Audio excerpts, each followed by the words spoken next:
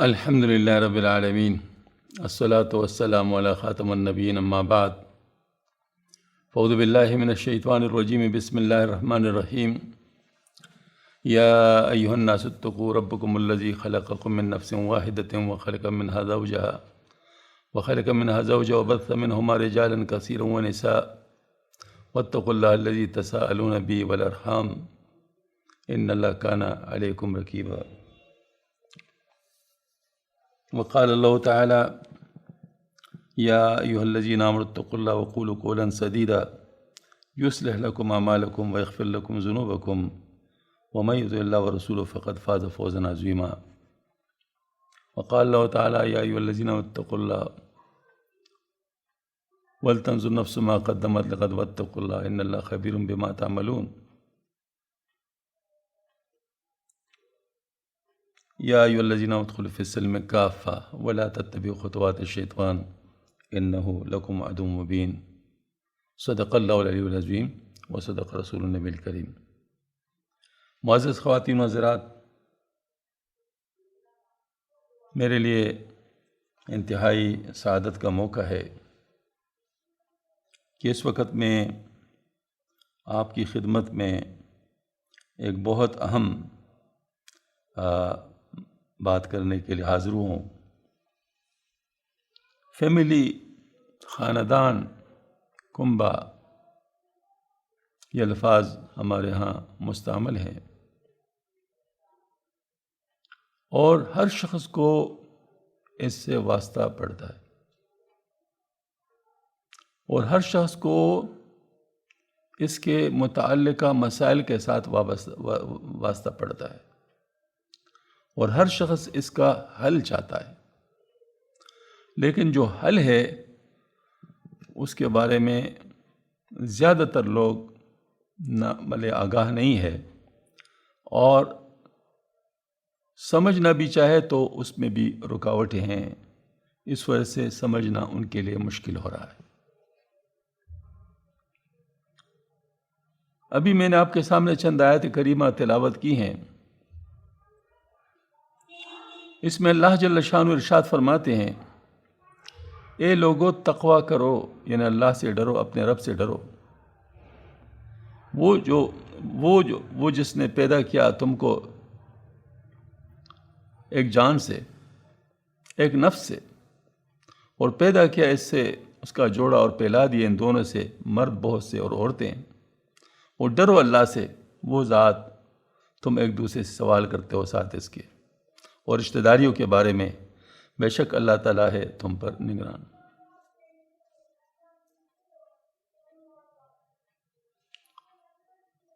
اور ابھی دوسری آیت کریمہ جو میں نے تلاوت کی، اس کا مفہوم یہ ہے، اے ایمان والو اللہ سے ڈرو اور سچی سیدھی بات کرو، اللہ تعالیٰ تمہارے اعمال تمہارے لیے اچھے کر دے اور تمہاری گناہوں کو معاف کر دے، اور جس نے بھی اللہ کی اور اس کے رسول کی اطاعت کی، بس اس نے کامیابی حاصل کر لی، وہ کامیابی جو بڑی کامیابی ہے۔ اور یہ آیت کریمہ بھی میں نے ابھی تلاوت کی ہے، جس میں اللہ پاک فرماتے اے ایمان والو اللہ سے ڈرو۔ چاہیے کہ ہر شخص خود دیکھ بھال لے کہ وہ کل کے لیے کیا بھیج رہا ہے، اور اللہ سے ڈرو، بے شک وہ تمہارے جو تم کرتے ہو تمہارے اعمال اس سے خبردار ہے، اچھی طرح خبردار ہے۔ اور یہ بھی تلاوت کی ہے میں نے آیت کریمہ، اے ایمان والو اسلام میں پورے داخل ہو جاؤ، اور شیطان کے نقش قدم پہ نہ چلو، بے شک وہ تمہارا کھلا دشمن ہے۔ اب میں نے آیت کریمہ جو تلاوت کی ہیں، اس کا مقصد کیا ہے؟ وہ ایک خاص بات میں آپ کی خدمت میں لانا چاہتا ہوں، جو کہ اس کا اثر ہے۔ جب تک وہ بات سمجھ میں نہیں آئے گی تو پھر شاید ہم لوگ اس کا حل پیش نہ کر سکیں۔ اور وہ کیا ہے؟ وہ حل یہ ہے کہ اس کو عام طور پر دنیا کی بات سمجھتے ہیں، دنیا داری کے ناطے سے اس کو دیکھتے ہیں۔ تو دنیا داری کے ساتھ اس کا دیکھنے کا مطلب یہ نہیں کہ وہ ناجائز ہے، وہ غلط ہے، لیکن اس سے وہ مسائل حل نہیں ہو سکتے. اس کو دیکھنا پڑے گا دین کے لحاظ سے. کیوں؟ کیونکہ دین کی جو بنیاد ہے وہ توحید و رسالت پر ہے اور آخرت پر ہے. ان تین چیزوں پر ہے: توحید، رسالت اور آخرت. توحید سب کے لیے ایک ہے، یعنی اللہ ایک ہے، لہذا سب کا اللہ ہے. اور رسالت وہ اللہ ہی کا پیغام کو لانے والے پیغمبروں کا نظام ہے. اور آخرت یہ ہمارا گویا کہ ڈیسٹینیشن ہے، جہاں پر ہم نے جانا ہے، اور وہاں حساب کتاب ہوگا اور ہر چیز کے ساتھ انصاف کیا جائے گا. اب جس وقت ہم توحید کی بات کرتے ہیں تو سب کا فوکس ایک ذات پر ہو جاتا ہے، اس کو راضی کرنا. خاندان میں اگر باپ ہے وہ بھی اللہ کو راضی کرے گا، بیٹا ہے وہ بھی اللہ کو راضی کرے گا، بیٹی ہے وہ بھی اللہ کو راضی کرے گی، بیوی ہے وہ بھی اللہ کو راضی کرے گی، خاوند ہے وہ بھی اللہ کو راضی کرے گا، چچا جو بھی ہیں، مطلب جو بھی رشتے ہیں وہ سب اللہ کو راضی کرنے کی کوشش کریں گے اس توحید کی وجہ سے، کیونکہ اللہ ایک ہے. اور ہم اللہ کے مرضی کو جاننے کے لیے پیغمبر کے طریقے کو جانیں گے، جس کو فرض عین علم کہتے ہیں. اور دوسری بات کہ آخرت میں سرخرو ہونے کے لیے ہم کام کریں گے، اور وہاں پر ناانصافی نہیں ہوگی. لہذا ہر شخص کو یہ دیکھنا پڑے گا کہ میں کل کے لیے کیا بھیج رہا ہوں. باپ بھی یہ سوچے گا، بیٹا بھی یہ سوچے گا، بیٹی بھی یہ سوچے گی، خاوند بھی یہ سوچے گا، بیوی بھی یہ سوچے گی. سب یہ سوچیں گے تو مسئلہ حل ہوگا. دوسری طرف ہم دنیا داری کے لحاظ سے دیکھتے ہیں تو دنیا میں جو نفس ہے وہ ہمارے سامنے ہے. ہر شخص کے سامنے اس کا نفس ہے. کلا بل تحبون العاجلہ وتذرون الآخرہ. ہر شخص کا نفس، اس کے خواہشات وہ سامنے ہے، مطلوبہ ہے. اب بیوی بھی اپنے نفس کی بات مانے گی، خاوند بھی اپنے نفس کی بات مانے گا، باپ بھی اپنے نفس کی بات مانے گا، بیٹا بھی اپنے نفس کی بات مانے گا، بیٹی بھی اپنے نفس کی بات مانے گی، دوسرے بہن بھائی بھی اپنے نفس کی بات مانیں گے. ہر ایک شخص کا نفس جدا ہے. کیسے اتفاق ہوگا؟ کس طریقے سے ایک ملیں گے؟ کیا یہ ممکن ہے؟ پھر یہ ممکن ہی نہیں. اس وجہ سے جب تک ہم نے سب سے پہلا جو قضیہ ہے جو میں نے پیش کیا ہے اس پر جب تک ہم نہیں آئیں گے اس وقت تک اس مسئلے کا کوئی حل نہیں ہے. اور وہ حل صرف نفسیاتی ماہرین کے مطابق وہ حل ہوگا، اور وہ یہ ہے کہ وہ بھی نصیحت کریں گے دنیاوی لحاظ سے، یعنی آپ کو دنیا کے کچھ انسینٹو بتائے گا. دنیا کی کوئی چیز آپ کو بتائے کہ آپ کو دنیا کا یہ نقصان ہو جائے گا، یہ ہو جائے گا، وہ ہو جائے گا. وہ ساری باتیں آپ کو اس دنیا کی باتیں بتائیں گے جس کے لیے آپ کے دل میں خواہش ہوگی. نتیجتاً بیوی کو یہ بتائے گا کہ آپ کا گھر اس طرح بسے گا، خاوند کو یہ بتائے آپ کا گھر اس طرح بسے گا، یہ فلان کو یہ. تو نفسیاتی بنیادوں پر وہ اس مسئلے کو حل کرنے کی کوشش کرے گا. لیکن یاد رکھیے، بے شک انسان کا عقل جان بھی لے، لیکن جب تک نفس نے کوئی چیز نہیں مانی نا اس وقت تک کام نہیں ہو سکتا. تو نفسیاتی ماہر آپ کی عقل کو کنونس کر سکتا ہے، وہ کر لے گا، لیکن وہ جب تک نفس آپ کا نہیں مانتا اس وقت تک وہ اپنی بات پر عمل ہی نہیں کروا سکے گا. کیسے مسئلہ حل ہوگا؟ اس لحاظ سے مسئلے کو حل کرنے کے لیے ہمیں سب سے پہلے جو بات ہے اس کو طے کرنا پڑے گا کہ ہم اس کو حل کس طرح کرنا چاہتے ہیں.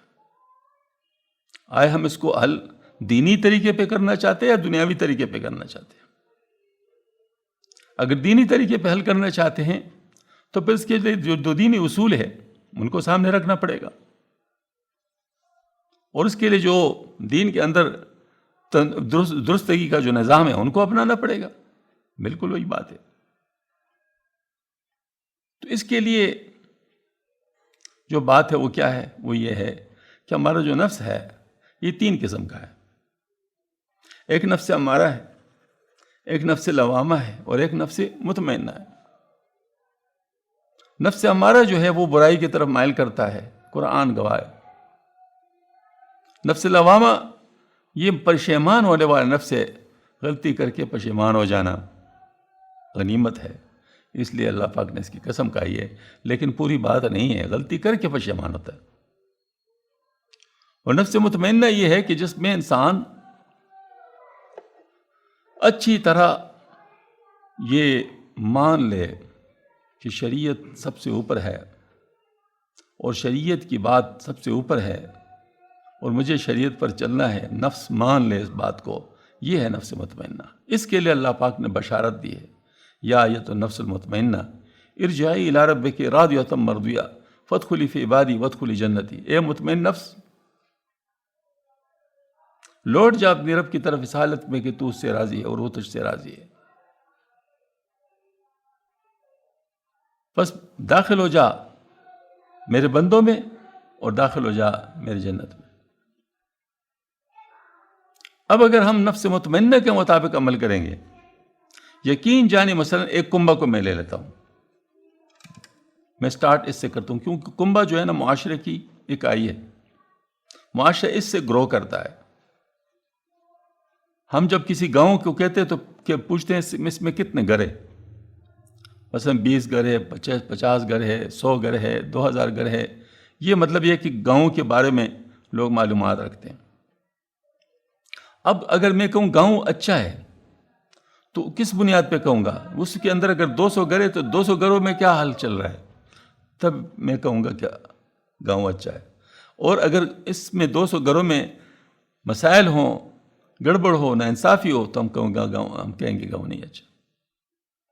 اس کا مطلب ہے کہ یہ جو ہے نا گویا کہ یوں سمجھ لیے جیسے کہ ہم سمندر کے اندر، دریا کے اندر ایک پتھر مارتے ہیں، پتھر پھینکتے ہیں تو اس سے ویوز بنتی ہے اس دریا میں. وہ ویو ابتدا میں بڑی مطلب ظاہر واضح ہوتی ہے، پھر بعد میں دور جا کر وہ ختم ہونے میں محسوس ہوتی ہے. ان ویوز کا جو شکل ہے وہ ظاہر ایک پتھر کے لحاظ سے تو ایک ہوگا، اور اگر 2 پتھر پھینکے تو ان 2 پتھروں کے آپس میں جو انٹرسیکشن ہوتا ہے ویوز کا، اس سے پھر اور ویوز بنتے ہیں، ان کا پھر رخ ہوتا ہے. پھر اس کے بعد تیسرا پتھر بھی اگر کوئی پھینک چکا ہو تو پھر اس سے جو ویوز بنتے ہیں ان تینوں کی کمبینیشن کی ویوز ہوتی ہیں. اس طرح 4، اس طرح 5. تو اس طرح گاؤں کے اندر 200 گھر ہے، 400 گھر ہے، 500 گھر ہے. ان گھروں کی آپس کی جو مطلب انٹریکشنز ہیں، اس سے جو مطلب حالات بنتے ہیں، وہ حالات سب کا ایک مطلب جو ہے نا وہ مجموعہ حالات ہوں گے. تو گیا معاشرے کی اچھائی اور برائی کس پر منحصر ہے؟ وہ اس انڈیویجول خاندان کے اوپر منحصر ہے. ہر خاندان پورے گاؤں، پورے شہر، پورے ملک کے اندر گویا کہ مطلب پورے ماحول کو متاثر کر رہا ہے، اپنے اپنے حالات کے مطابق متاثر کر رہا ہے.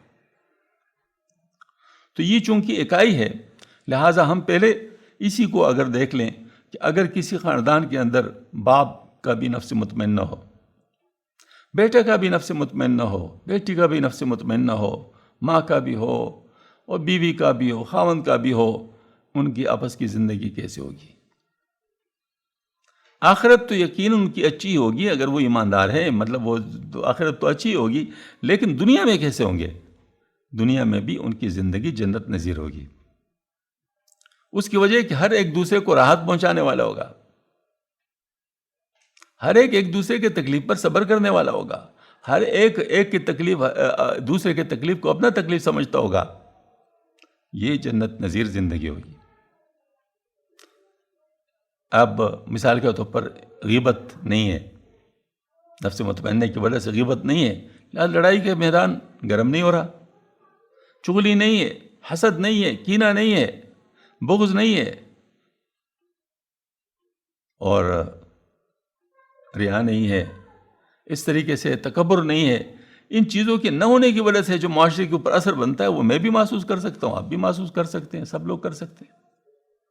تو اس کا مطلب ہماری جو دنیا کی زندگی ہے وہ بھی اس پر منحصر ہے کہ ہمارے ہمارے جو آپس کا جو نفس ہے وہ کیسا ہے. اگر وہ نفس مطمئن ہے تو کیسے ہوگا؟ اب فرض کر لے کہ سب کا نفس نفس امارہ ہے. اب ہر ایک آدمی اپنے نفس کے مطابق بات کر رہا ہے. بیوی کہتے ہیں میری ناک کیوں نیچے ہو، میں کوئی کم ہوں؟ اور شوہر کہتا ہے میں تو مرد ہوں. اور مرد کیسے نیچے ہو سکتا ہے؟ ہاں جی. اس طریقے سے باپ کہتے ہیں میں تو باپ ہوں، یہ بیٹے میرے نہیں مانتے. بیٹے کہتے دیکھیں ہمارا باپ ہم پر رحم ہی نہیں کہتا، ہماری بات ہی نہیں مانتے. دیکھو کیسے لوگ دیکھیں، لوگ سینماؤں میں جاتے ہیں، وہ باپ ان کو خود لے جاتے ہیں، وہ ان کو مطلب جو ہے نا وہ ایسی چیزیں لاتے ہیں. یہ ہمارے لیے باپ نے کیا کیا؟ اب دیکھو ہر ایک اپنے نفس کے بارے میں بول رہا ہے. نتیجتاً سب لوگ اپنا سر پٹول رہے ہیں، سب لوگوں کو نقصان ہو رہا ہے، سب لوگ پریشان ہیں. اور یہ تقریباً آج کل گھر گھر کا مسئلہ ہے، گھر گھر کا مسئلہ ہے. اب اس مسئلے کو کوئی حل کرنا چاہے گا تو کیسے حل کرے گا؟ جیسے میں عرض کرتا ہوں کہ پنکھا چل رہا ہے اس کو بند کرنا ہو تو پنکھے کو بند کرنے کا طریقہ کیا ہوگا؟ ایک طریقہ تو یہ ہے کہ آپ بٹن اس سے اس کو بند کر لیں اور یہ بند ہو جائے گا آرام سے. دوسرا طریقہ یہ کہ کوئی آدمی ہوشیار ہو، اس نے کبھی پنکھا دیکھا نہ ہو، وہ کہتے ہیں جی بس اس کے پروں کو میں پکڑتا ہوں. پروں کو پکڑے گا تو اپنے ہاتھ کو زخمی کرے گا، پنکھا پھر بھی نہیں رکے گا. تو اس طریقے سے جب تک کسی نے نفس مطمئنہ پہ محنت نہیں کی ہے تو گویا کہ ایسے ہے کہ جیسے کہ معاشرے کے مسائل کو حل کرنے کے لیے وہ جو ہے نا مطلب ہے کہ پنکھے کے پروں کے سامنے آ رہا ہے. ایسا ہو نہیں سکتا. نتیجتاً اس کے لیے ہمیں سوچنا پڑے گا، اس کے لیے ہمیں سوچنا پڑے گا. مجھ سے بہت سارے لوگ پوچھتے ہیں شاہ صاحب اپنے بچوں کی تربیت کیسے کریں؟ تو میں ان کو ایک سادہ سا جواب دیتا ہوں. میں ان سے کہتا ہوں چھوٹوں کی تربیت بڑوں کی تربیت پر منحصر ہے. ماں باپ کی تربیت ہو چکی ہو تو بچوں کی تربیت کے لیے راستہ آسان ہے، اور اگر ماں باپ کی تربیت نہ ہو چکی ہو تو بچے کیسے تربیت حاصل کر سکیں گے؟ وہ ان کا روزانہ آپس میں جو پورا ڈرامہ ان کے نظر میں گزرا ہے وہی اس کے لیے بگاڑنے کے لیے کافی. تو ظاہر مطلب ہے کہ ہم کہتے ہیں ہم سیدھے نہیں ہوں گے، ہم صحیح نہیں ہوں گے، لیکن ہمارے حالات صحیح ہو جائیں. ایسا تو ہو نہیں سکتا. یہ میں آپ کو ڈرا نہیں رہا، میں آپ کے لیے صرف حل پیش کر رہا ہوں. ممکن ہے آپ سوچیں کہ مان لیجیے نہیں کام ہوگا، نہ جو ہے نہ منتقل ہوگا، نہ ارادہ نہ چاہیے. مطلب یہ ہے کہ نہ لوگ کی تربیت ہوگی، نہ جو ہے نا مطلب ہے کہ ہمارے معاشرتی زندگی ٹھیک ہوگی. نہیں، ایسی بات نہیں ہے. آپ جتنا اس میں خیر ڈالیں گے اتنے شر میں کمی آئے گی. یہ ایک انٹرنیشنل اصول ہے، یونیورسل، کہ جتنا خیر کسی چیز میں ڈالیں گے اتنا اس کے حساب سے شر کم ہو جائے گا. تو آپ کام شروع کر لو، تو جتنا آپ کا پازیٹیو کی طرف پیش رفت ہو رہی ہے اتنا آپ کا نگیٹو سے خلاصی ہو رہی ہے. یہ بالکل قدرتی اصول ہے. تو لہٰذا ہمیں کام اس اندر کم از کم ٹارگٹ تو کلیئر ہونا چاہیے نا. کم از کم یہ تو معلوم ہونا چاہیے کہ ہمارے مسائل کا حل کس طرف ہے. دیکھیں نا، مثال کے طور پر ایسا ہے جیسے آپ آج کل کے نفسیاتی ماہرین کے پاس جائیں تو آپ کو کیا بتائیں گے؟ جب آپ ٹیلی ویژن دیکھیں، آپ جو ہے نا مطلب سیر سپاٹا کریں، آپ یہ کریں، آپ وہ کریں تاکہ آپ کے یہ مسائل حل ہوں. اب بے شک آپ کا وہ مسئلہ حل ہو، لیکن اس کے ساتھ جو دوسرے اٹیچ مسائل ہیں وہ جو آپ کو شروع ہو جائیں گے، اس کا پھر کیا کرو گے؟ اصل بات یہ ہے کہ اپنی جان کو چھوڑانا مطلوب نہیں ہے، مسئلے کو حل کرنا مطلوب ہے. تو میں آپ کو بتا دوں کہ علیم و خبیر ذات جو چیز بیچ چکا ہے ہمارے مسائل کو حل کرنے کے لیے، اگر ہم نے اس سے فائدہ نہیں اٹھایا تو مجھے بتاؤ آج کل کے نفسیاتی ماہرین اور آج کل کے جو ہمارے جو اس قسم کے لوگ ہیں وہ جو ہے نا کیسے ہمارے مسائل کو حل کریں گے؟ ہمارے ایک جرمن نو مسلم بھائی تھے، جب میں جرمنی میں تھا تو بہت ہوشیار آدمی تھے، آرکیٹیکٹ تھے، مسلمان ہوئے تھے تو بہت ماشاءاللہ جذبے والے تھے. تو وہ یہ اس قسم کے جو لوگ ہوتے تھے، ان کے جو اس قسم کے اسپیشلسٹ ہوتے تھے، وہ کہتے ہیں these perverted people go to them and they will tell you something which will ruin you مور. مطلب یہ کہ وہ اصل میں بات یہ ہے، ان لوگوں نے پوری زندگی جس طرح گزاری ہے اس طریقے سے آپ کو بھی نصیحت کریں گے، اس طرح آپ کی گزروانے کی بات کریں گے. اب اس وقت صورتحال دیکھو افغانستان میں کیا ہو رہا ہے، پوری دنیا ان سے کس وجہ سے ناراض ہے؟ کہ آپ عورتوں کو آزادی کیوں نہیں دے رہے؟ آپ عورتوں کو فٹ بال کیوں نہیں کھلوانا چاہتے ہیں؟ آپ عورتوں کو کرکٹ کیوں نہیں کھلوانا چاہتے ہیں؟ آپ جو ہے نا مطلب ہے کہ یہ کیوں نہیں کرنا؟ بس ساری باتیں وہی کر رہے ہیں جو ان کی اپنی بات ہیں. وہ اس کو نہیں دیکھتے کہ بھئی آپ کے اسلام میں کیا ہے، آپ کے اس میں کیا مطلب جو ہے نا وہ آپ کے لیے کون کون سے پابندی، آپ کے لیے کون کون سی. یعنی میں آپ کو بتاؤں، ایک شریف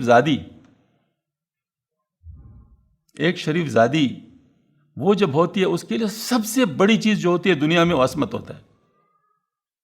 اس کے علاوہ اس کے مقابلے میں کچھ بھی نہیں ہوتا. ہمیں پتہ ہے جس وقت پاکستان بن رہا تھا تو کتنی شریف زادیوں نے خودکشیاں کی تھی اس وجہ سے کہ وہ ہندو کے ہاتھوں نہ لگے. کیا بات تھی؟ تو مطلب یہ ہے کہ یہ جو ہے نا جو شریف زادی ہوتی ہے ان کو اپنا عصمت بچانا سب سے بڑا کام ہوتا ہے. لیکن آج کل یہ ایسی چیز ہے جس کے بارے میں وہ کہتے ہیں تو آپ کی اپنی پراپرٹی ہے، جس طریقے سے آپ کرنا چاہتے کر سکتے ہیں. آپ یہاں پر عورتوں کے اس قسم کے وہ جلوس نہیں نکلے کہ وہ کہہ رہی تھی کہ ہمارا جسم ہمارا مرضی. تو پھر اس کے ساتھ مسائل کتنے پیدا ہوئے.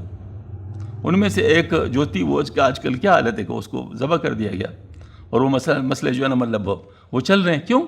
ظاہر ہے وہ 2 دن باہر تھی، باپ کو پتہ ہی نہیں تھا، بلکہ وہ بتا رہی کہ میں تو فلاں جگہ گیا ہوں، وہ کہیں اور تھی. تو اس قسم کے مسائل جو ہوتے ہیں مطلب ظاہر مسائل کو حل نہیں کرواتے، یہ مسائل کو اور خراب کر دیتے ہیں.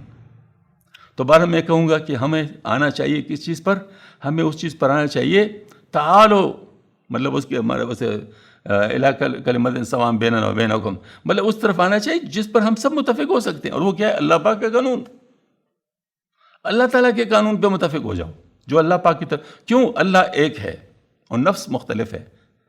نفس لوگوں کے اپنے اپنے ہیں، اللہ سب کے ایک ہے. لہٰذا ہم اللہ کی طرف آئیں گے تو سب ایک طرف آئیں گے، اور جب ہم اپنے نفس کی طرف جائیں گے تو سب الگ الگ جائیں گے. پھر ان کا آپس میں کوآرڈینیشن نہیں ہو سکتا. تو لہٰذا ہمیں یہ بات اپنے ذہن میں رکھنی ہے کہ ہمیں اگر اپنے خاندان کے مسائل حل کرنے ہیں تو اپنے خاندان کے اوپر کیا محنت کرنی ہے؟ یہ مت کرنے کہ سب اللہ پاک کے فرمان بردار بن جائے. دیکھو اگر میں کہتا ہوں تم میرے فرمان بردار بن جاؤ تو اس میں میری خود غرضی ہے. میں جب کہوں کہ تم اللہ کے فرمان بردار بن جاؤ، اس میں خود غرضی نہیں ہے. میں آپ کو اس وقت ایک عجیب چیز عرض کرنا چاہتا ہوں. حقوق کی جو بات ہے، حق، اس کا آج کل بڑا شور ہوا ہے، اور لوگ جو ہے نا وہ کہتے ہیں میرا حق، میرا حق، میرا حق. فرض کے بارے میں کوئی نہیں جانتا یا نہیں جاننا چاہتا. اب دیکھیں حقوق کس نے مقرر کیے ہیں ایک مسلمان کے لیے؟ حقوق اللہ پاک نے مقرر کیے. بس اگر بیٹا اس لیے باپ کا ادب کرے کہ اللہ پاک نے اس کا یہ حق رکھا ہے، تو اس کا باپ بھی خوش ہوگا اور اللہ بھی خوش ہوگا. اور اگر وہ صرف ایک معاشرتی بنیاد پر وہ کہہ رہا ہے کہ میرا باپ ہے لہٰذا میں اس کی قدر کرتا ہوں، بس اس کی صرف ایک دنیائی فائدہ اس کو حاصل ہو جائے گا، لیکن ویسے وہ جو ہے نا وہ اس کا یعنی مطلب اس کو وہ فائدہ حاصل نہیں ہوگا آخرت کا. اور دوسری بات یہ ہے کہ پھر اس پہ قائم بھی نہیں رہ سکے گا، کیونکہ ظاہر اپنا نفس اس کا ساتھ ہے. تو اگر وہ سمجھتا ہے کہ میرے باپ کا جو حق اللہ نے مقرر کیا ہے، میں اللہ پاک تو ہر جگہ ہے اور مجھ سے پوچھے گا، مثال کے طور پر باپ کو راضی کرنا چاہتا ہے صرف، تو ممکن ہے اس کے ساتھ صرف ظاہرداری کر دے. یعنی ظاہر میں تو اس کو راضی کرنا چاہے اور اصل میں ان کو راضی کرنے کا موقع نہ ہو. لیکن جب اللہ کے حوالے سے بات کرے گا کہ اللہ میرا چاہتا ہے کہ میں باپ کو راضی کر لوں، باپ کو خوش رکھوں، میں باپ کا ادب کروں، باپ کی بات مانوں، اس وقت اللہ پاک تو ہر جگہ ہے اور اللہ پاک ہر ایک کو دیکھ رہا ہے. لہٰذا ہر وقت وہ اس بات میں الرٹ ہو سکتا ہے کہ مجھ سے باپ ناراض نہ ہو جائے. اس طرح ماں کی بات ہے، اس طرح شوہر کی بات ہے، اس طرح بیوی کی بات ہے. تو اب یہ ہے کہ اگر ہم اللہ تعالیٰ کے حوالے سے اگر ہم لوگوں کے حقوق جان لیں اور اللہ کے حوالے سے اپنے حقوق، اپنے فرائض پہچان لیں، تو سب کے حقوق پورے ہو جائیں گے اور سب اپنے فرائض اچھی طرح ادا کر سکیں گے. اور اگر ہم اپنے نفسوں کے حوالے سے دیکھیں گے تو پھر لڑائی ہوگی. میں اکثر کہا کرتا ہوں کہ شادی کے موقع پر اگر کوئی کتاب پڑھنے کے لیے دینا چاہتے ہو دونوں کو، یعنی دولہا دلہن کو، تو دولہا کو بیوی کے حقوق کی کتاب دے دو اور دلہن کو شوہر کے حقوق کی کتاب دے دو، تب یہ آپس میں صحیح رہیں گے. اور اگر شوہر کو آپ نے شوہر کے حقوق کا کتاب دے دیا، اس نے خود دیکھ لیا، یا اور جو ہے نا مطلب دلہن کو آپ نے بیوی کے حقوق کا کتاب دے دیا یا اس نے خود دیکھ لیا، تو بس ان کے اندر مسئلہ ہوگا. پھر ان کے اندر ہر ایک اپنے حق مانگے گا، لڑائی ہوگی.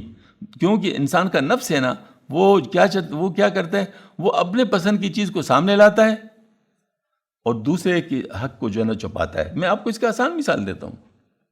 ہمارے آپس میں جو لڑائیاں ہوتی ہیں، یعنی معاشرے کے اندر، اس میں ظاہر ہے کسی بھی مسئلے میں ایک آدمی حق پہ ہوتا ہے، دوسرا نہ حق پہ ہوتا ہے، لیکن وہ دونوں کیا اپنے آپ کو حق پر سمجھ رہے ہوتے ہیں یا نہیں سمجھ رہے ہوتے ہیں؟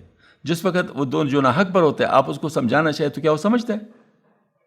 نہیں، اس کو سارے وہ دلائل نظر آتے ہیں، سارے وہ دلائل سمجھ میں آتے ہیں جس میں وہ حق پر اپنے آپ کو دکھا سکے۔ وہ صرف ان چیزوں کو یاد رکھتا ہے۔ وہ یہود جو ہے نا، مطلب ہے کہ فیصلے بھی آپ وسلم کے ذریعے کرواتے تھے معاشرتی۔ تو ایک دفعہ ان کے اندر جو ہے نا، مطلب کوئی بات تھی جس کا تورات میں حکم تھا، تو آپ سے میں تورات پر آپ کو حکم فیصلہ کرتا ہوں، تو تورات منگوا لیا گیا۔ تو یہود نے وہ جو جگہ تھی نا، وہ جو ان کے خلاف تھی، اس کے اوپر انگلی رکھی ہوئی تھی، مطلب ہے کہ وہ دوسرے دکھا رہے تھے۔ تو عبداللہ بن سلام رضی اللہ عنہ چونکہ یہودی سے مسلمان ہوئے تھے، ان کو تو پتہ تھا، انہوں نے کہا یا رسول اللہ، ان سے کہو تو کہ اپنا ہاتھ ہٹا دیں ادھر سے۔ جب ہاتھ ہٹا دیا تو نیچے وہ موجود۔ پھر جو ہے مطلب اس طرح کیا کہ جس وقت مسلمان ہوئے عبداللہ بن سلام رضی اللہ عنہ، انہوں آپ سے انہوں نے عرض کیا یا رسول اللہ، یہ قوم میری جو ہے نا وہ جیسی ہے، ذرا میں آپ سے اس کا تعارف کرانا چاہتا ہوں تاکہ آپ کو اندازہ ہو کہ یہ کیسے لوگ ہیں۔ تو جس وقت یہ آ جائے نا تو میں چپ بیٹھا ہوں گا، آپ ان سے میرے بارے میں پوچھیں پہلے کہ یہ کیسے ہیں، اور پھر اس کے بعد میں باہر آؤں گا، میں کلمہ پڑھوں گا، پھر آپ دیکھیں کہ وہ کیسے کیا کرتے ہیں۔ نہ آپ نے فرمایا ٹھیک ہے۔ اب جب وہ لوگ آ گئے تو عبداللہ بن سلام رضی اللہ عنہ چپ کے بیٹھ گئے۔ آپ صلی اللہ علیہ وسلم سے پوچھا عبداللہ بن سلام کے بارے میں کیا کہتے ہو؟ تو سب نے کہا جی وہ شریف آدمی، اور شریف کا بیٹا، اور ایسا اور ایسا اور ایسا، ان کی تعریف میں زمین آسمان کے کلابے ملا دیا۔ اتنے بھی عبداللہ بن سلام رضی اللہ عنہ باہر آئے، انہوں نے کہا کہ اشہد ان لا الہ الا اللہ اشہد ان محمد رسول۔ ان کا یہ کہنا تھا کہ انہوں نے کہا کہ رزیل ہے، اور رزیل کا بیٹا، اور ایسے اور ایسے اور ایسے، سب جو ہے نا وہ ساری باتیں الٹی ہو گئی۔ تو آپ صلی اللہ علیہ وسلم کو عبداللہ بن سلام رضی اللہ عنہ نے کہا کہ یہ بات ہے۔ ہاں جی، تو اس کا مطلب یہ دیکھو نا، آپ صلی اللہ علیہ وسلم کی ایک حدیث شریف مجھے اس وقت یاد آ گئی عبداللہ بن سلام رضی اللہ عنہ کے حوالے سے۔ عبداللہ بن سلام رضی اللہ عنہ روایت کرتے ہیں، یعنی کہ مدینہ منورہ کی بات ہے۔ فرمایا افشوا السلام واطعموا الطعام وصلوا الارحام تدخلوا الجنۃ بالسلام۔ سلام کو پھیلاؤ۔ ہم جب آتے ہیں گھر میں اندر آتے ہیں تو سلام کرنا چاہیے، بچوں کو بھی سلام کرنا چاہیے۔ ہاں جی، یہ سلام کرنے سے ماشاءاللہ محبت بڑھتی ہے۔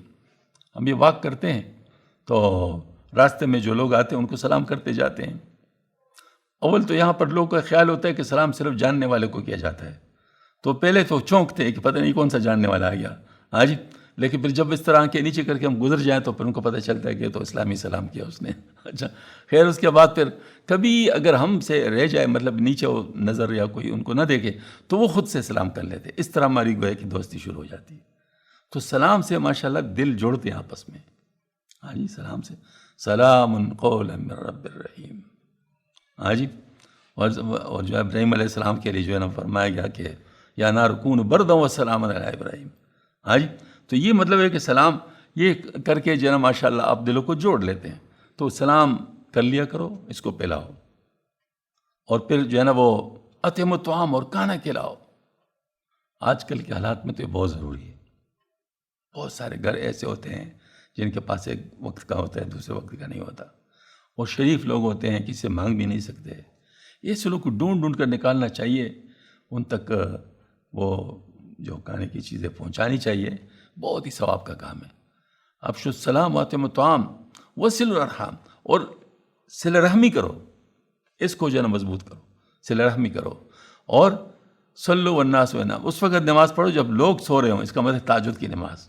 تدخل الجنت بالسلام، اسلام میں جنت میں سلامتی کے ساتھ داخل ہو جاؤ۔ سبحان اللہ، کیسی خوبصورت باتیں ہیں۔ یہ روا ہو عبداللہ بن سلام، مطلب اس کو روایت کیا ہے عبداللہ بن سلام رحمۃ اللہ نے۔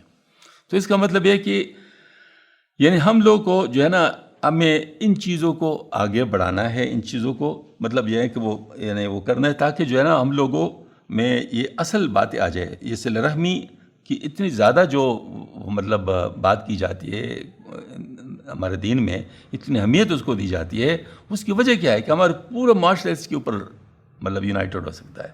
تو ہمیں اس بات کا خیال رکھنا چاہیے. بہرحال یہ ہمارا جو خاندان ہوتا ہے پورا ایک انسٹیٹیوٹ ہے.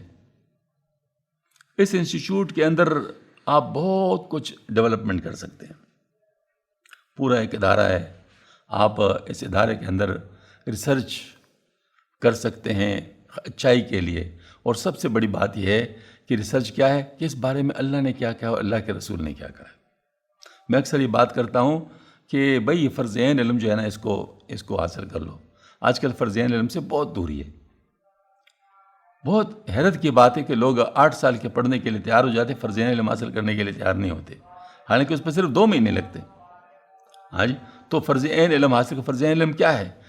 عبادات کا علم، ہماری عبادتیں کیسے ہوں، معاملات کا علم، آپس میں معاملے کیسے کریں، معاشرت کا علم کہ ہم آپس میں معاشرہ ہمارا کیسا ہو، مثلا اس خاندان کے بارے میں ہمارے کیا مطلب جاننا چاہیے، کیا خاوند کے حقوق کیا ہے، بیوی کے حقوق کیا ہے، بھائی کے حقوق کیا ہے، بہن کے حقوق کیا ہے، ماں باپ کے حقوق کیا ہے، اولاد کے حقوق کیا ہے، اور رشتہ داروں کے حقوق کیا ہے، پڑوسیوں کے حقوق کیا ہے. یہ ہمارے معاشرت ہے.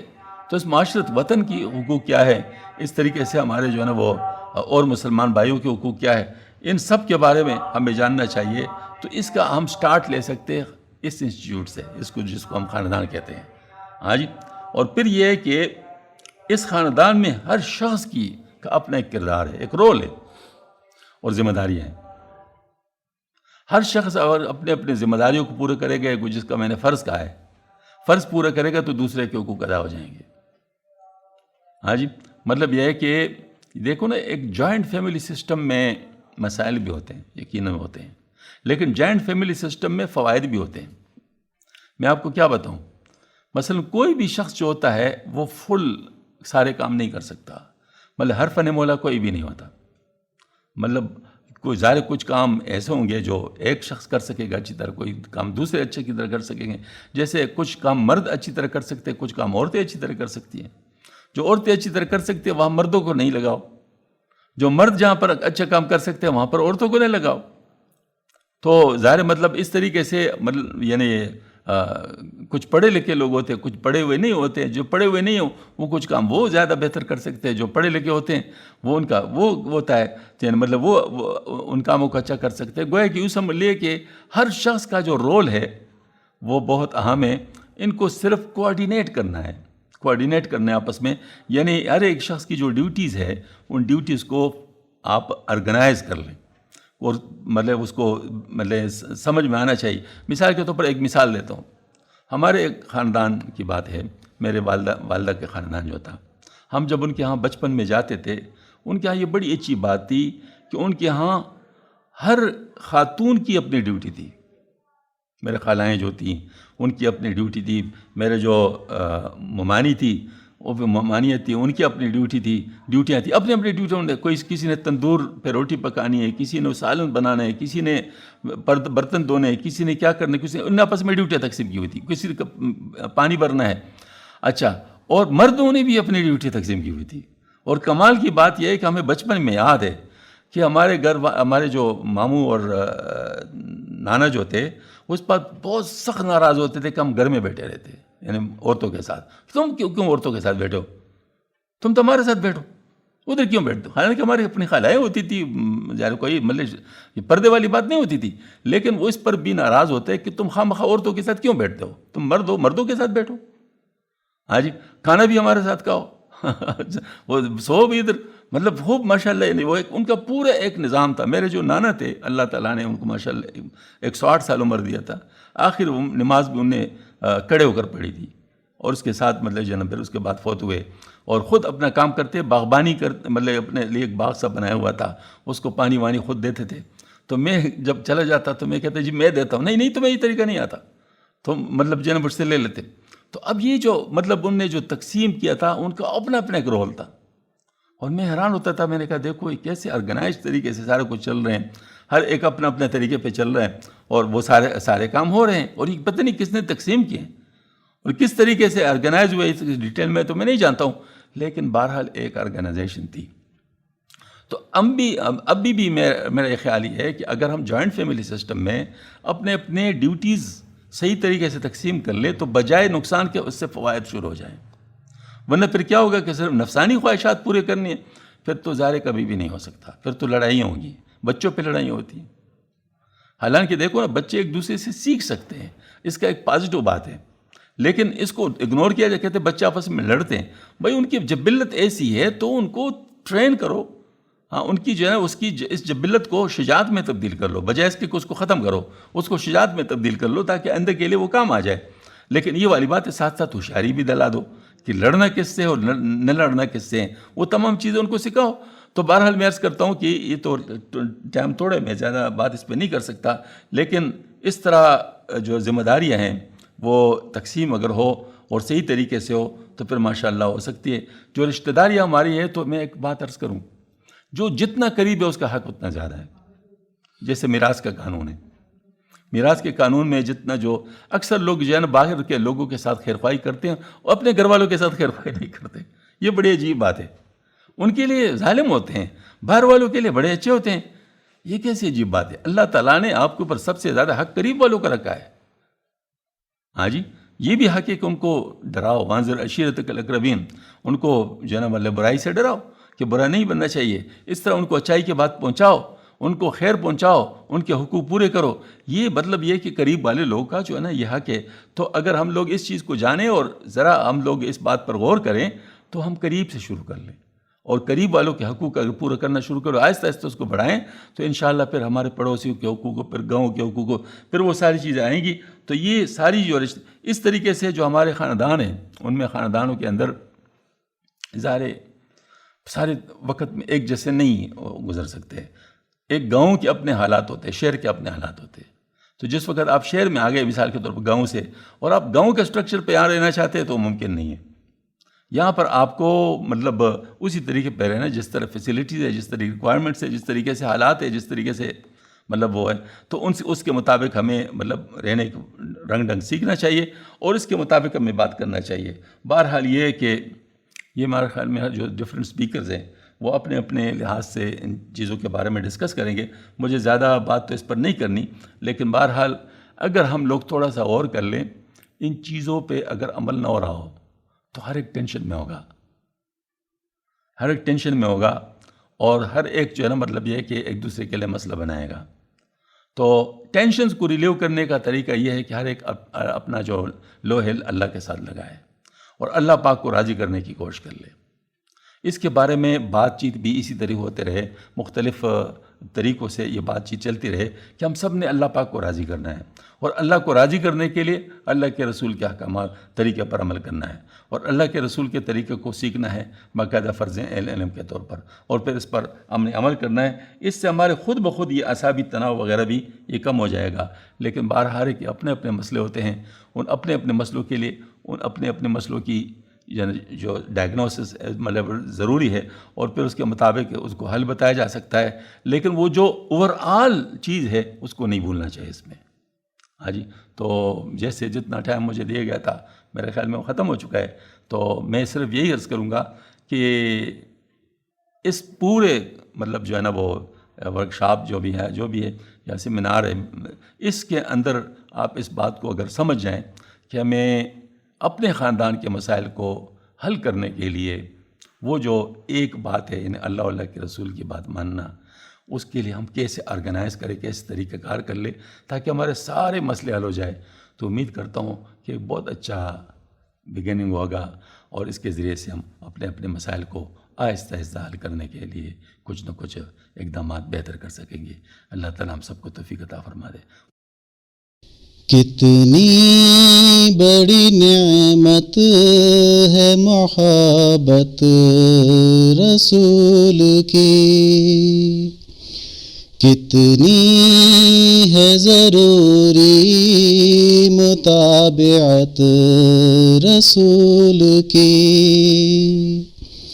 کتنی بڑی نعمت ہے محبت رسول کی، کتنی ہے ضروری متابعت رسول کی۔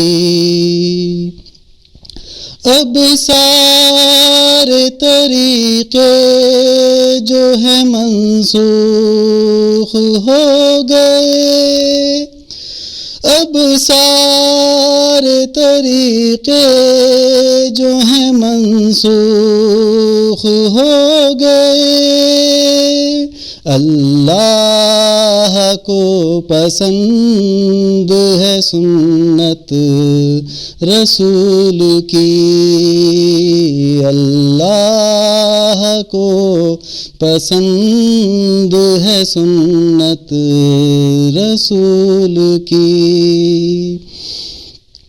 اللہ نے جو جمال و کمال ان کو دیا ہے، اللہ نے جو جمال و کمال ان کو دیا تھا، دل پر تو اس لیے ہے حکومت رسول کی، دل پر تو اس لیے ہے حکومت رسول کی۔ معیار اب اچھے برے کا کیسے ہو مشکل، معیار اب اچھے برے کا کیسے ہو مشکل، جب تجھ کو ہے معلوم شریعت رسول کی، جب تجھ کو ہے معلوم شریعت رسول کی۔ جو ان کے بن گئے ہیں وہ اللہ کے بن گئے، جو ان کے بن گئے ہیں وہ اللہ کے بن گئے، اللہ کے ساتھ ہے کیسی حیثیت رسول کی، اللہ کے ساتھ ہے کیسی حیثیت رسول کی۔ شبیر بن جب تو ان کا سچا متبع، شبیر بن جا اب تو ان کا سچا متبع، مل جائے وہاں تجھ کو شفاعت رسول کی، مل جائے وہاں تجھ کو شفاعت رسول کی۔ کتنی بڑی نعمت ہے محبت رسول کی، کتنی ہے ضروری متابعت رسول کی۔ اب یہ جو ابھی نعت شریف پڑھا گیا ہے اس کے بارے میں کچھ عرض کرنا چاہتا ہوں۔ ربیع الاول کی برکت سے انشاءاللہ آپ صلی اللہ علیہ وآلہ وسلم کی محبت کو حاصل کرنے کے لیے یہ سی نعتوں کا سننا اور اس سے اپنے دل میں آپ صلی اللہ علیہ وسلم کو محبت کو بڑھانا اور پھر آپ صلی اللہ علیہ وسلم کی سنتوں کی پیروی، یہ بہت بڑی نعمت ہے۔ تو اس کا جو پہلا شعر ہے، کتنی بڑی نعمت ہے محبت رسول کی، کتنی ہے ضروری متابعت رسول کی۔ اصل میں دو باتیں ہیں، ایک ہے آپ صلی اللہ علیہ وسلم کی محبت، یعنی آپ صلی اللہ علیہ وسلم کی ذات کی محبت، اور دوسرے آپ صلی اللہ علیہ وسلم کی سنتوں کی پیروی، یہ دونوں چیزیں بڑی ضروری ہیں۔ اور افسوس کی بات ہے کہ آج امت میں ان دونوں کا اجتماع بہت کم لوگوں میں ہے۔ بعض لوگ ایسے ہیں جو آپ صلی اللہ علیہ وسلم کی محبت کے مدعی ہیں، لیکن ان میں دیکھا جائے تو سنتوں کی پیروی نہیں ہے۔ حالانکہ عقلاً یہ بات بہت مشکل ہے کہ کسی کے ساتھ محبت ہو اور ان کے طریقے پہ نہ چلے، یا دوسرے لفظوں میں ان کے طریقے کو اپنے لیے بہتر نہ سمجھے، حالانکہ حکم بھی اس کا ہو، تو پھر تو کم از کم بعض دفعہ حکم تو نہیں ہوتا، ظاہر مطلب ہے کہ جیسے حالانکہ دیکھیں نا، یہ جو جن لوگوں مطلب جو ہے نا مطلب دلوں میں جن کی محبت ہوتی ہے تو ان کی طرح بال بھی بناتے ہیں، ان کی طرح چلتے بھی ہیں، ان کی طرح باتیں بھی کرتے ہیں، مطلب ان میں اس کا اثر آ جاتا ہے۔ تو یہ کیسے ہو سکتا ہے کہ آپ صلی اللہ علیہ وسلم کے ساتھ محبت ہو اور آپ صلی اللہ علیہ وسلم کی سنتوں کی پیروی نہ ہو؟ دوسری بات یہ ہے کہ آپ صلی اللہ علیہ وسلم کی مطابقت کتنی ضروری ہے، جبکہ اللہ پاک نے اس کا حکم دیا ہے، قُلْ إِن كُنتُمْ تُحِبُّونَ اللَّهَ فَاتَّبِعُونِي يُحْبِبْكُمُ اللَّهُ، میرے حبیب اپنے امت سے کہہ دیں اگر تم اللہ پاک کے ساتھ محبت کرنا چاہتے ہو، میرے پیروی کرو تو اللہ پاک تم سے محبت کرنے لگیں گے۔ تو اب یہ اتنی بڑی نعمت جو اللہ تعالیٰ کے محبوب بننا ہے، یہ اگر اس پر حاصل ہوتا ہے تو یہ کتنا ضروری ہوگا۔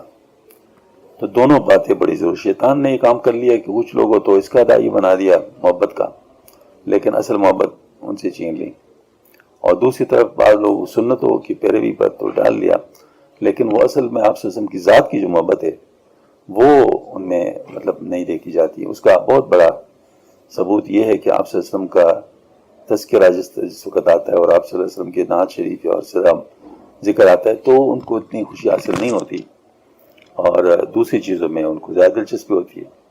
تو یہ مطلب دونوں چیزوں کو جمع کرنا بہت ضروری ہے، اور عملاً یہ ممکن نہیں تھا کہ شیطان نے مطلب لوگوں کے اندر یہ تفریق ڈال دی۔ اب اس کے بعد شعر افسارے طریقے جو ہیں منسوخ ہو گئے، اللہ کو پسند ہے سنت رسول کی۔ یہ اصل میں واقعتاً اللہ جل شانہ نے چونکہ آپ صلی اللہ علیہ وآلہ وسلم کو آخری نبی بنایا ہے اور عالمین کے لیے رحمت العالمین رحمت بنایا، اور عالمین کے لیے پیغمبر بنا دیا، انسانوں کے لیے بھی، جنات کے لیے، قیامت تک کے لیے، ہر قوم کے لیے۔ ایسی صورت میں جو باقی طریقے جتنے بھی تھے وہ صرف وہ کہ تدریجی طور پر یعنی اپنے اصلی صورت پہ آنے کے لیے تھے۔ تو جب اصلی صورت آ گئی تو تدریجی چیز ساری کی ساری مطلب جو وہ جو ہے ختم ہو گئی۔ تو آپ صلی اللہ علیہ وسلم کے وقت تک جتنے طریقے چل رہے تھے، اب صرف وہ طریقہ رہ گیا جو آپ صلی اللہ علیہ وسلم کے لیے باقی رکھا گیا، باقی سب منسوخ ہو گئے۔ اللہ نے جو جمال و کمال ان کو دیا تھا دل پر، تو اس لیے حکومت رسول کی۔ جمال کے لحاظ سے بھی آپ صلی اللہ علیہ وسلم بہت، اور آگے اور کمال کے لحاظ سے بھی کوئی مخلوق میں ان تک نہیں پہنچ سکتا۔ جب یہ بات ہے تو یقیناً دل پر حکومت آپ صلی اللہ علیہ وسلم کی ہوگی، کیونکہ انہی چیزوں سے لوگ متاثر ہوتے ہیں۔ معیار اب اچھے برے کا کیسو مشکل، جب تجھ کو ہے معلوم شریعت رسول کی۔ یعنی اگر کوئی آدمی کہتا ہے کہ کون سی چیز اچھی ہے اور کون سی چیز اچھی نہیں ہے، تو ایک مومن کے لیے اور آپ صلی اللہ علیہ وسلم کے پیروکار کے لیے تو یہ سوال بڑا عجیب ہے۔ ان کے پاس تو ایک ہی جواب ہے، اور وہ جواب یہ ہے کہ جو آپ صلی اللہ علیہ وآلہ وسلم نے بتایا ہے، یعنی شریعت میں جو آیا ہے وہی سب سے بہتر ہے۔ یعنی ایک کام کو کئی طریقوں سے کیا جا سکتا ہے، شادی ہے اس کو مختلف طریقوں سے کیا جا سکتا ہے، تو لیکن یہ کہ وہ طریقہ سب سے بہتر ہے جو شریعت میں ہے۔ اور جیسے غمی ہے وہ بھی بہت طریقوں سے بنایا جا سکتا ہے، لیکن جو طریقہ شریعت نے بتایا سب سے بہتر وہی ہے۔ اس طریقے سے تعلیم ہے، اس طریقے سے ملنا جلنا ہے، تو ساری چیزیں جتنے بھی ہے اس میں معیار جو ہے وہ کیا ہے؟ وہ شریعت ہے، آپ صلی اللہ علیہ وسلم کی جو لائی ہوئی شریعت ہے اس کے مطابق عمل کرو گے تو بہتر ہوگا۔ جو ان کے بن گئے ہیں وہ اللہ کے بن گئے، اللہ کے ساتھ ایک ایسی حیثیت رسول کی۔ یقیناً جو آپ صلی اللہ علیہ وسلم کے ہو گئے تو اللہ پاک کے وہ ہو گئے۔ وہ کسی ایک شعر میں وہ کہا تھا نا کہ مطلب یہ ہے کہ یعنی اگر تو اللہ کا بننا چاہے تو پہلے بن رسول کی، آج پہلے بن محمد کی۔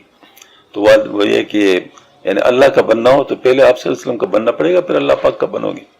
تو یہ بات ہے کہ اللہ تعالیٰ تک پہنچنے کے لیے راستہ تو آپ صلی اللہ علیہ وسلم کا ہی ہے، اور اگر کوئی اللہ والا بننا چاہتا ہے تو اس کو آپ صلی اللہ علیہ وسلم کا صحیح امتی بننا پڑے گا.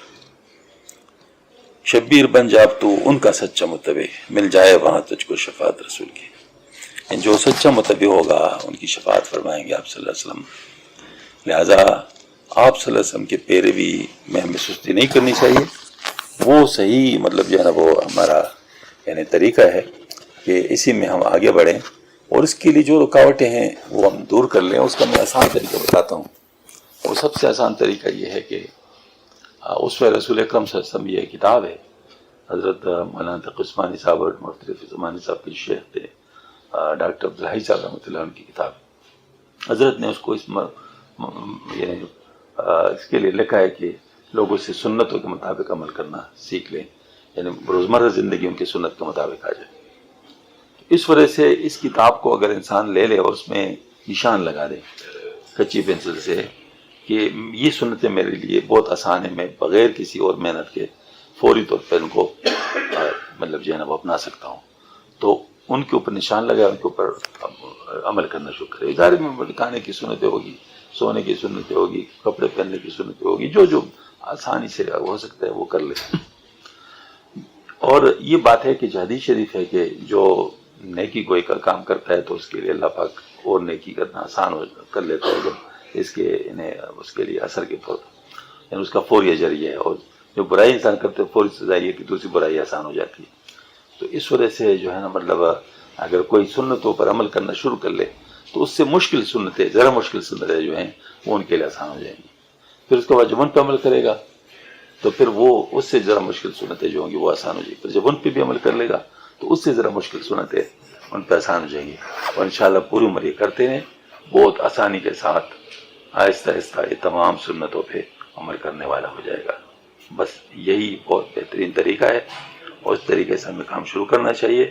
اور اب یہ چونکہ مہینہ ربیع الاول کا ہے، ویسے ضروری نہیں کہ ربیع الاول میں صرف درود شریف پڑھا جائے. درود شریف تو ہر وقت پڑھنے کا حکم ہے.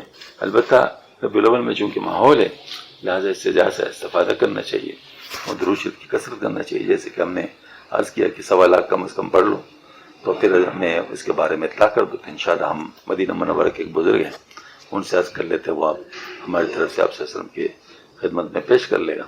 تو جو خواتین حضرات ہیں جو جمع کر رہی ہیں وہ آخر میں اپنا ہمیں پورا ٹوٹل بتا دیں، اور ابھی اگر کمی ہے تو اس کمی کو پورا کرنے کی کوشش کر لیں.